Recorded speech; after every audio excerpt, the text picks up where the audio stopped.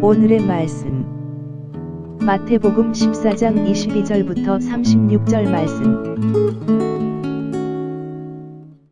하나님 아버지 감사합니다.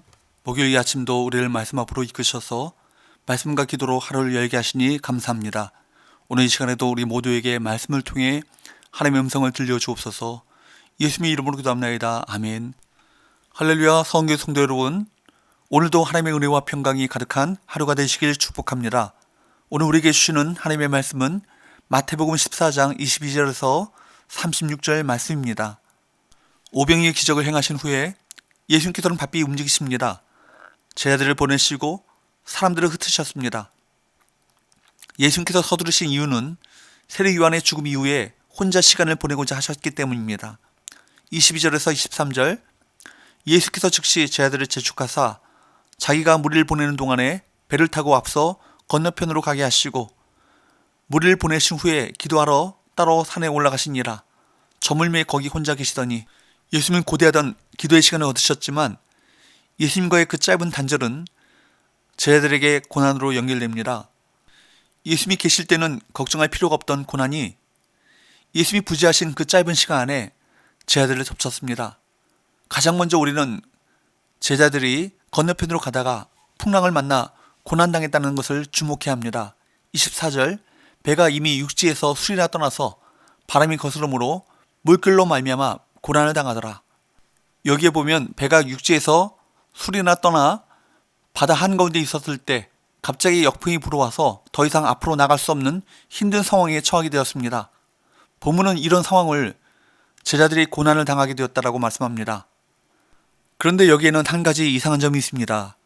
그것은 그날 밤 제자들이 건너편으로 건너간 것이 예수님께서 제자들을 재촉해서 되어진 것이라는 것입니다. 예수님은 이 사건을 통해 당신 자신이 누구인지를 제자들에게 가르쳐주고자 하셨던 것 같습니다. 예수님은 떡 5개와 물고기 2마리로 5,000명만을 먹이시는 것이 아니라 바다 위를 걷고 풍랑도 잠잠하게 하실 수 있는 분이라는 것을 계시하고자 하신 것입니다. 다시 말하면 예수님은 창조주 하나님의 아들이시요 인생의 모든 풍랑도 능히 잠잠하게 하실 수 있는 분이라는 것입니다. 사실 인생의 바다를 항해하면서 풍랑이 없기를 바라는 것은 어리석은 것입니다. 풍랑이 없기를 기대하는 것보다는 풍랑이 일어나도 그 풍랑을 이기는 믿음을 배워야 할 것입니다. 25절, 밤 사경에 예수께서 바다 위로 걸어서 제자들에게 오시니, 여기에 보면 주님께서 바다 위로 걸어서 제자들에게 오신 시간이 밤 사경이었다고 말합니다. 로마 시간으로 밤 사경이라면 새벽 3시에서 6시 사이 하루 중에 가장 어두운 때입니다. 가장 힘들고 가장 어려울 때 주님께서는 제자들에게 가까이 오셨습니다. 바다 위로 걸어오셨다는 것은 예수님은 모든 자연법칙을 초월하는 하나님의 아들이시라는 것입니다. 처음에 제자들은 이것을 믿지 않았습니다. 그래서 물 위로 걸어오시는 예수님을 보고 놀라서 유령이라고 소리 질렀습니다. 예수님이 창조주시고 하나님의 아들이시라는 그런 믿음이 아직 제자들에게 없었다는 것입니다. 그때 예수님께서는 그들을 안심시키며 이렇게 말씀하셨습니다. 27절, 예수께서 즉시 이르시되 안심하라 나니 두려워하지 말라. 안심하라 나니 두려워하지 말라. 물결로 인해 고난당하던 제자들이 이 말을 듣는 순간 아마 그들은 굉장한 위로와 힘을 얻게 되었을 것입니다. 오늘 우리가 들어야 될 주님의 음성도 바로 이것입니다. 안심하라 나니 두려워 말라. 말씀하시는 주님의 음성이 여러분 10년 가운데 들려질 수 있기를 축복합니다. 요즘 코로나19로 온 나라가 뒤숭숭합니다. 마치 두려움의 영이 온 나라를 장악하고 있는 것처럼 보입니다. 이때 저와 여러분들은 바다 위로 걸어오신 주님을 똑바로 볼 수 있어야 합니다.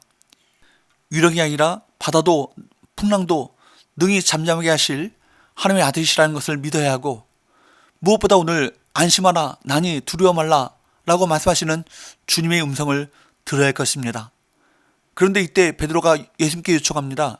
28절, 베드로가 대답하여 이르되 주여 만일 주님이시거든 나를 명하사 물 위로 오라 하소서 하니, 이때 예수님은 우리가 깜짝 놀랄 말씀을 하셨습니다. 뭐라고 하셨습니까? 오라 라고 하셨습니다.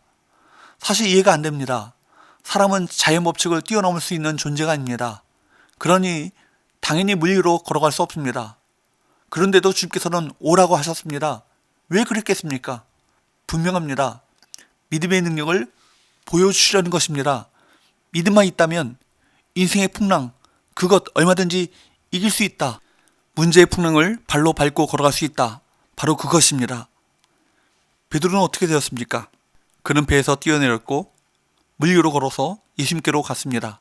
29절 오라 하시니 베드로가 배에서 내려 물 위로 예수께로 가되, 여기 보면 주님께서는 오라고 하셨고 베드로는 그 말씀을 믿고 물 위로 걸어서 예수님께로 갔다라고 말씀합니다. 물 위를 걷는 기가 막힌 하나님의 능력을 경험한 그가 얼마나 신났을까요?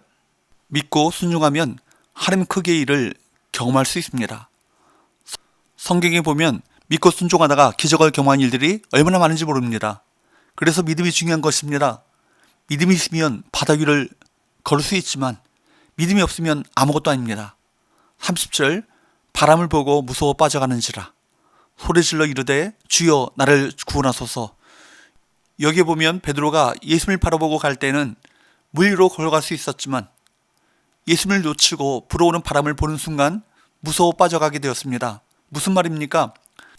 예수님을 바라보고 가면 바람도 풍랑도, 다시 말해서 인생의 풍랑을 거뜬하게 이길 수 있지만 예수님을 놓치면 인생의 풍랑에 빠지고 만다는 것입니다.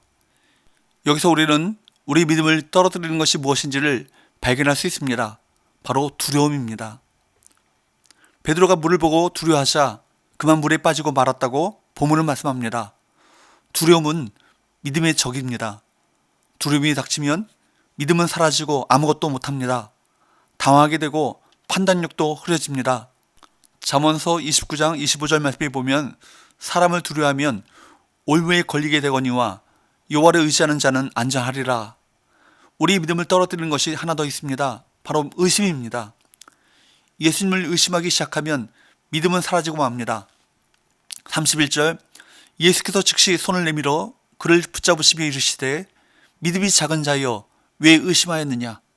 여기에 보면 주님께서는 베드로에게 왜 의심하였느냐라고 하셨습니다. 의심이 문제라는 것입니다. 의심이라는 말은 어원적으로 보면 둘로 갈라지다라는 말에서 나왔습니다. 그러니까 두 마음이라는 것입니다.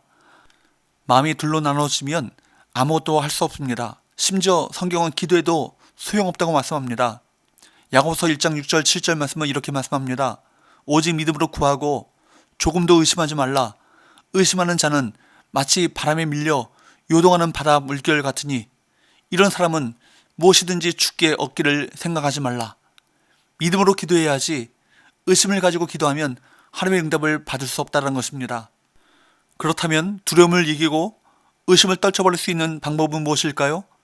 29절 30절 말씀에 보는 것처럼 베드로가 예수님을 바라보고 주님을 향해 갈 때는 물 위를 걸었지만 바람을 보는 순간 두려움이 그를 사로잡았고 그 순간 물에 빠지게 되었습니다. 그렇습니다. 바람을 보고 두려워하는 것은 믿음을 무너뜨리는 것입니다. 그러니까 저와 여러분들은 우리 구주 그리스도 예수를 바라보아야 합니다. 누가 뭐라고 해도 두려움과 의심을 이기는 방법은 예수님을 바라보는 것입니다.